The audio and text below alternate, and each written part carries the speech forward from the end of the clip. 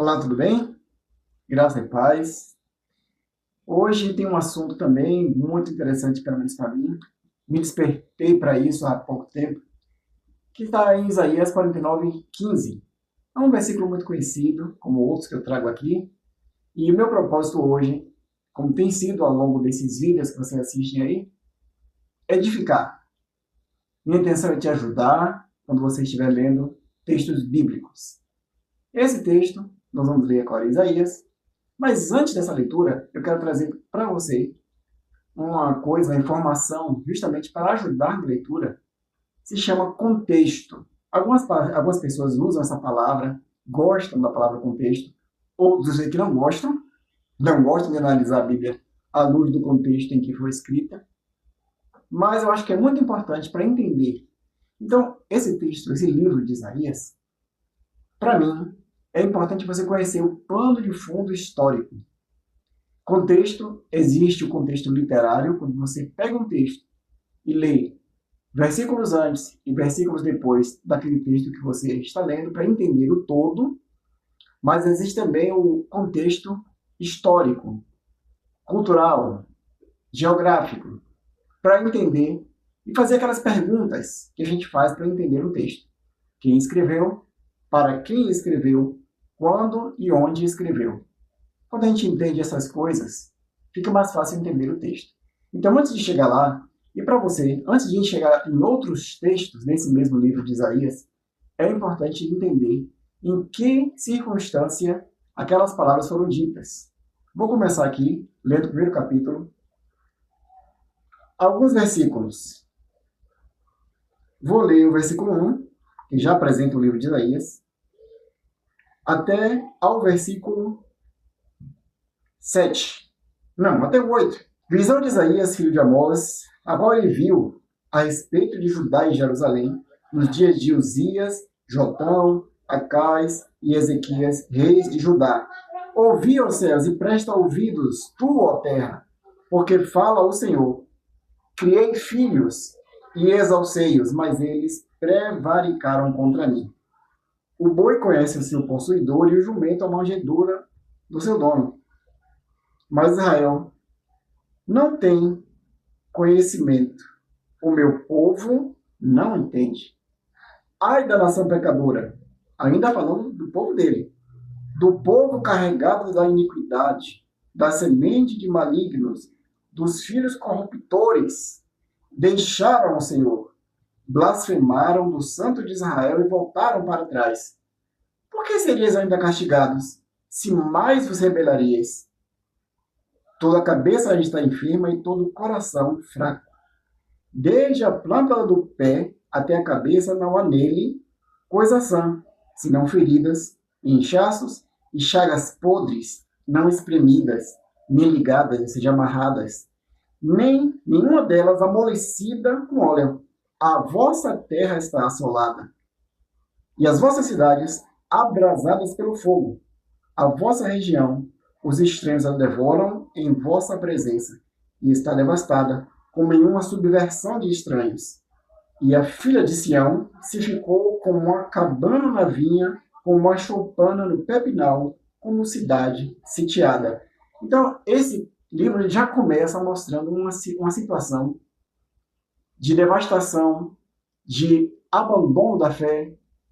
Você vê o povo, Deus chamando a nação dele de nação pecadora. Ele está chamando aquele povo, naquela circunstância, de nação pecadora. Então, a partir daí, desse entendimento de que assim que Deus está vendo Israel, o povo dele, e a cidade de Sião, como ele fala aqui no versículo 8, a partir daí, a gente entende melhor alguns outros textos dentro desse livro, escritos nessa circunstância em que estava o povo. Agora eu vou pular para o texto que nos interessa, 49, versículo 13. Exultai os céus e alegra-te tua terra, e vós, montes, estalai de júbilo, porque o Senhor consolou o seu povo, e dos seus aflitos se compadeceu. Mas Sião diz, Sião, a cidade, já me desamparou o Senhor se esqueceu de mim. Lembra que ele falou que a filha de Sião estava desolada, destruída? Olha o que Sião diz no 14, vou repetir. Mas Sião diz, já me desamparou o Senhor se esqueceu de mim. Aí Deus pergunta, pode uma mulher esquecer-se tanto do filho que cria, que não se compadeça dele, do filho do seu ventre? Mas ainda que esta se esquecesse, eu, todavia, me não esquecerei de ti. Eis que na palma das minhas mãos te tenho gravado. Os teus muros estão continuamente perante mim.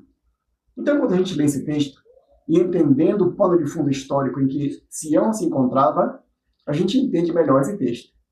Por que eu estou chamando a atenção para esse texto agora, para falar com você?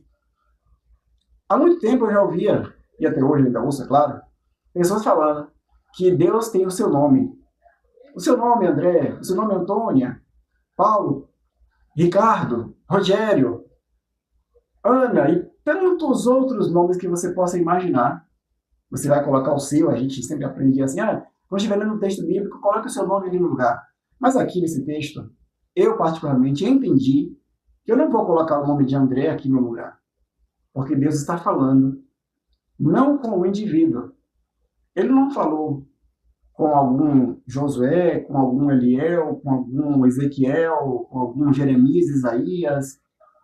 Ele falou com Sião. Isso mesmo que você ouviu.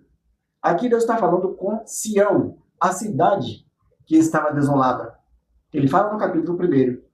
E aqui, esta cidade, ela se sente desamparada. Deus primeiro está dizendo que é para se alegrar, porque Deus consolou o seu povo. Mas a cidade está se sentindo desamparada por conta de tudo o que aconteceu. Você pode depois ler todo o livro de Isaías e outros livros também que vão auxiliar a entender esse pano de fundo histórico. Aí, quando a cidade fala isso, Deus diz que na palma das minhas mãos te tenho gravado. Qual é o nome que está na palma da mão de Deus? O nome de cada indivíduo, bilhões e bilhões de cristãos ao longo da história? Não, querido. Quiséramos nós, né, que tivesse o nome de cada um ali na palma, a gente diz assim, já ouvi alguém falar, mas Deus é grande, então a palma de Deus também é gigante, enorme. É um consolo. Mas a gente não pode interpretar texto bíblico de forma romantizada. Então a gente entende aqui que o nome que está na palma da mão de Deus, que ele fala, é Sião. Mas significa que Deus tem um nome tatuado na mão? Sabe que Deus está falando literalmente? Não. Deus está apenas mostrando o seu cuidado para com aquela cidade, aquele povo que estava se sentindo desamparado, e diz, vocês estão nas minhas mãos. Eu sustento, eu cuido, eu protejo, eu exalto, eu trago alegria. Então, queridos, essa palavra é uma palavra de esperança para o povo de Deus. O povo de Sião, o povo de Israel. O nome gravado é o nome Sião. O nome dela, da cidade. E aí, na sequência, vamos ver de novo. Já li, né? Ele fala, eis que na palma das minhas mãos te tenho gravado os teus muros. Muros de quem? É o muro de cada indivíduo? Não. É os muros da cidade de Sião. Ele fala, os teus muros estão continuamente perante mim. O que Deus está querendo dizer? Também não é literal, porque os muros podem ser destruídos, mas o cuidado de Deus continua sobre o seu povo, e aqui nesse contexto, sobre a cidade de Sião, que se sentia desamparada.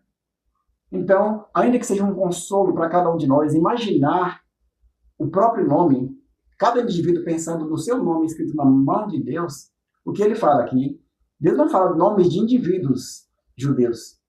Ele fala da cidade de Sião, que está nas suas mãos, uma metáfora para dizer que ele está sustentando, guardando, protegendo, suprindo as necessidades e trazendo esperança para aquela cidade que estava desolada, que os inimigos estavam subvertendo. Mas Deus tinha uma promessa para aquele povo. E para nós, Deus tem promessas? Claro que tem. E eu posso dizer, com essa essência da promessa que ele faz a Sião, não se sinta desamparado, desamparada. Não se sinta desvalorizado, desvalorizada, porque Deus sabe o seu valor. Deus não esqueceu de você. Deus não esquece e não esquecerá jamais de nenhum de nós. Então, vamos guardar no coração essa palavra de que Ele jamais esquecerá de cada um de nós. Ele nos sustenta nas suas mãos. Essa é a mensagem. Espero que tenha te ajudado nas suas futuras leituras. Que Deus te abençoe, te faça um indivíduo, né, uma pessoa, um homem, mulher, para edificar a Igreja de Cristo, para edificar outras vidas, trazendo a palavra do Senhor. Então, que Deus te abençoe.